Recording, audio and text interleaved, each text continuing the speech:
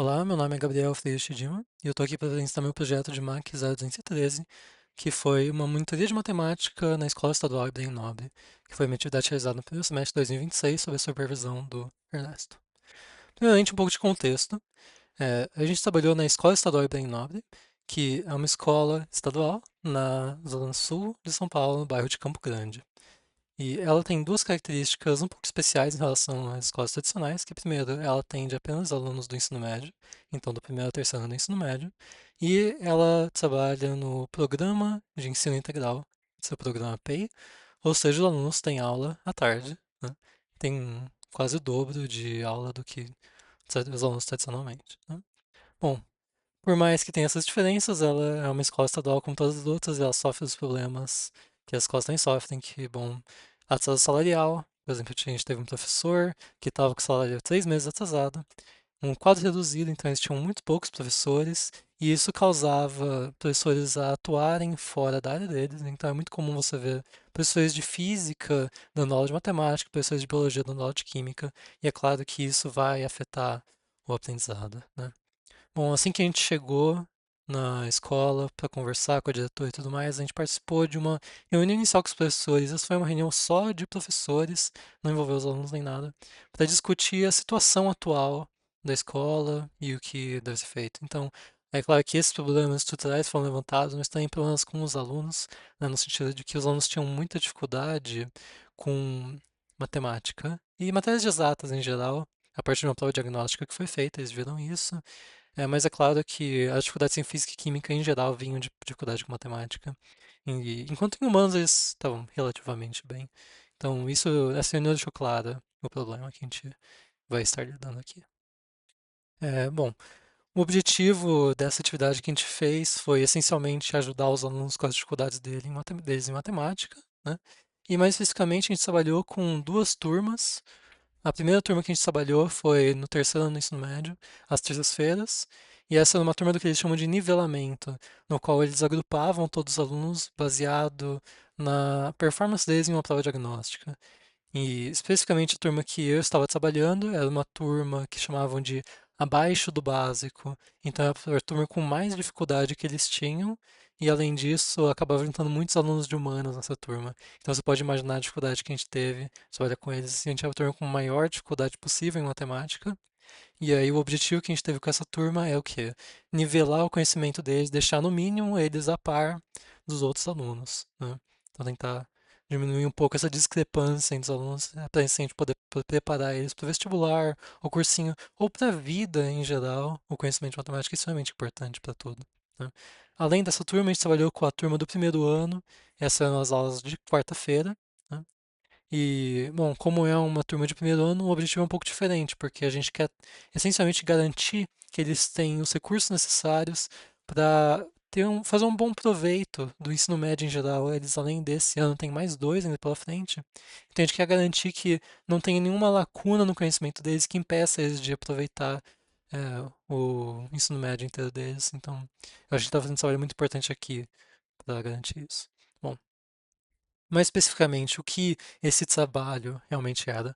Bom, toda aula, então, toda terça e quarta, como eu disse anteriormente, eu chegava 30 minutos antes de começar a aula, para simplesmente conversar com o professor, eu discutia com ele qual conteúdo ia ser passado naquela aula, e a gente dava uma olhada nos exercícios que ele planejava passar. Assim eu posso resolver todo o exercício, e eu posso já planejar, se o aluno for me perguntar isso aqui, qual é a melhor forma de explicar, né? Porque saber resolver isso é uma coisa, saber resolver de uma forma didática é outra. É muito fácil usar técnicas de cálculo e álgebra linear para resolver um problema, mas isso não adianta de nada se nós não vão entender, né? Depois dessa reunião inicial, tem a aula em si, que é a parte mais importante, é claro, em que durante 2 horas, primeiramente, o professor costumava passar o conteúdo, então tinha uma apresentação teórica do conteúdo, isso era algo muito breve, não costumava passar de meia hora, e durante todo o resto, eu ficava ajudando os alunos, então eu andava pela sala, e tentava ver, tirava dúvidas, então os alunos me chamavam, falavam assim, me ajuda com esse problema, eu não sei como começar, ou às vezes só perguntavam aqui como eu resolvi, tá certo, se não, eu ajudava eles onde é que eles erraram, tentar ver por que eles erraram, além de, é claro, tentar trabalhar com o engajamento da turma, porque, como sempre, tem alunos que não têm tanta vontade de participar, e eu tentava falar assim, ah, você não quer tentar fazer esse exercício, eu te ajudo, eu te acompanho, né? Então, essencialmente, tentando ajudar os alunos em geral com os problemas que eles tinham, com as dúvidas e com a resolução dos problemas, né? Bom, depois dessas 2 horas, eu tinha uma reunião final com o professor, antes da gente ir embora, para, bom, antes a gente comentar o que a gente teve na aula, o que a gente acha que pode melhorar, se eu percebi alguma dificuldade específica, e isso foi refletido nas próximas aulas, porque teve uma vez, por exemplo, que o professor deu uma aula de notação científica, foi a primeira aula que a gente teve. E a gente viu, e eu percebi, conversando com os alunos, que eles tiveram muita dificuldade, não entenderam direito. E eu comentei, professor, será que não vale a pena a gente fazer uma aula de revisão? E aí a próxima aula foi exatamente isso. Então, essa reunião posterior é muito importante para definir como vai ser a próxima aula. Isso totaliza 3 horas por visita. É, vou ser breve aqui. A gente fez um total de 104 visitas, totalizando 102 horas de atividade, o que a disciplina pede, mas especificamente foram 17 aulas de cada tipo, 17 aulas de terça, 17 aulas de quarta. E eu acompanhei aí um total de 4 professores, principalmente o professor Aguinaldo e a professora Ione, mas em casos excepcionais, eu acompanhei uma vez o professor Paulo e uma vez o professor Francisco também, por causa do Plano Paulista, do BMAP, né? É claro que eles acabam mudando a logística das coisas, mas também não é desculpa para não ter as aulas.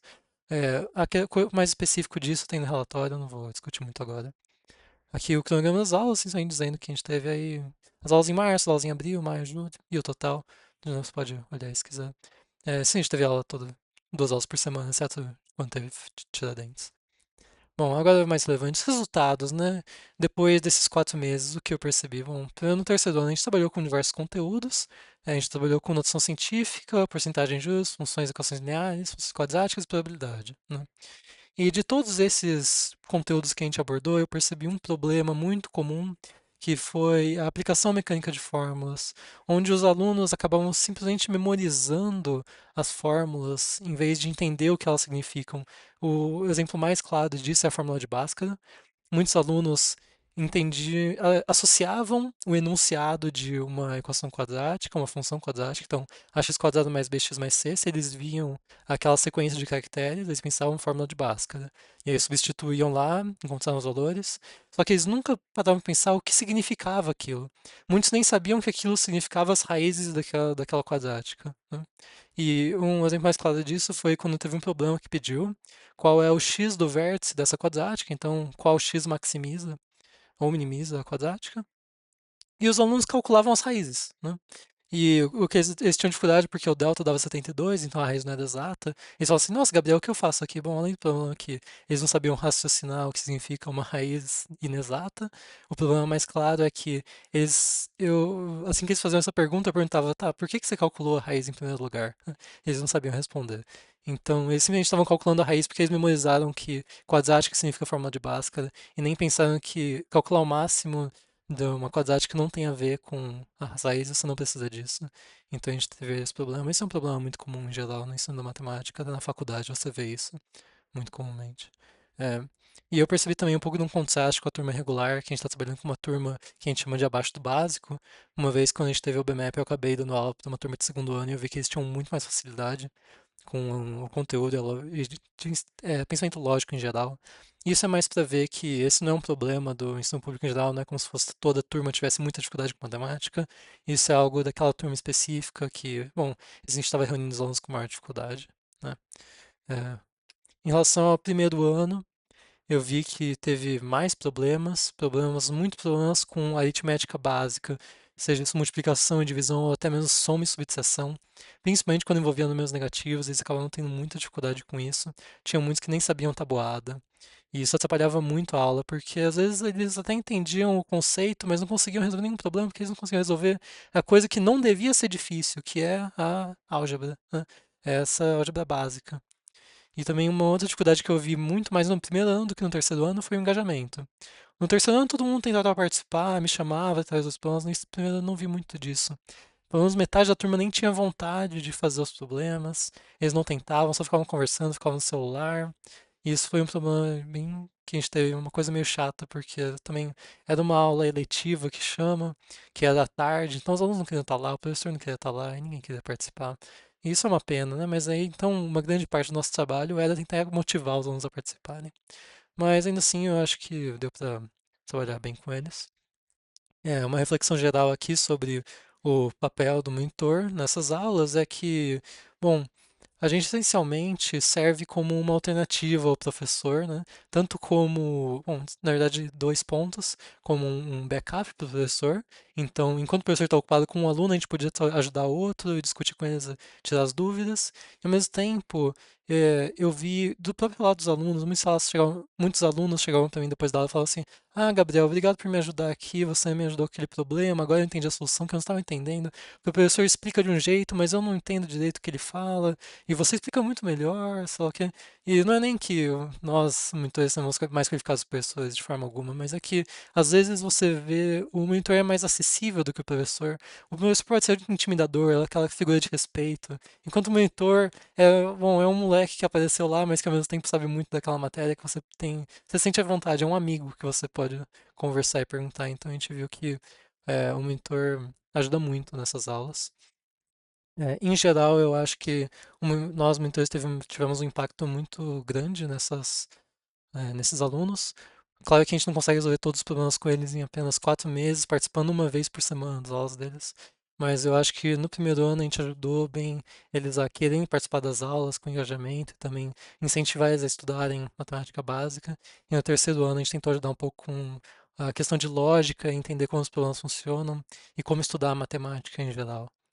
Bom, essa foi a minha apresentação. Se você quiser mais detalhes, tem ali o GitHub, no qual eu registrei todas as aulas. Depois de cada aula, cada uma, 2 a 3 aulas, eu fazia um commit relatando para você ver o progresso contínuo. Foram vários commits para você ver que isso foi feito ao longo de muitos meses, né? E depois tem um relatório também com mais detalhes, mais específico do relatório. Bom, é isso. Muito obrigado por acompanhar meu vídeo.